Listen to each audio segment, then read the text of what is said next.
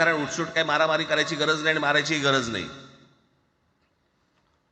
पण जर जास्ती नाटकं केली तर कानाखाली आवाज काढलाच पाहिजे तुम्ही.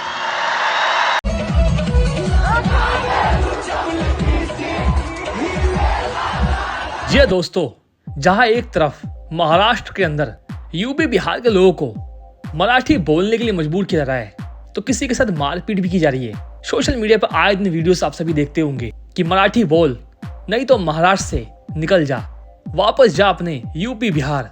तो इस तरह की वीडियोस आप सभी खूब देखते होंगे. लेकिन बवाल तो जब मच गया जब बिहार के सबसे फेमस गाने को महाराष्ट्र के अंदर बजा के हजारों बिहारी डांस करने लग गए. ये कहावत है ना कि बिहार इज नॉट बिगिनर, शायद पावर बिहार से शुरू होती है और बिहार में ही खत्म हो जाता है. ये डायलॉग भी शायद एकदम फिट बैठता है.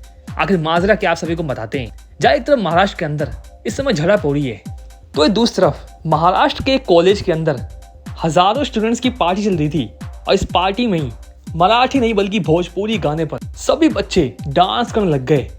और शायद कहीं ना कहीं ये उन लोगों के मुंह पर तमाचा था जो यूपी और बिहार के लोगों को जबरन महाराष्ट्र से बाहर निकालना चाहते हैं.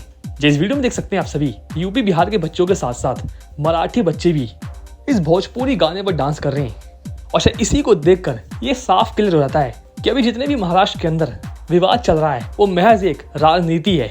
वह 100 बात की एक बात तो ये है कि पवन सिंह का ये लॉलीपॉप गाना, चाहे आप महाराष्ट्र में रहते हैं या फिर गुजरात में, अगर आप सभी के सामने चल जाए तो शायद आप भी ऑटोमेटिक डांस करने लग जाते हैं. तो दोस्तों, इस पूरे विवाद पर आप सभी क्या राय, क्या कुछ कहना चाहते हैं, ज़्यादातर कमेंट बॉक्स में हमें कमेंट जरूर कीजिएगा. फिलहाल के लिए धन्यवाद.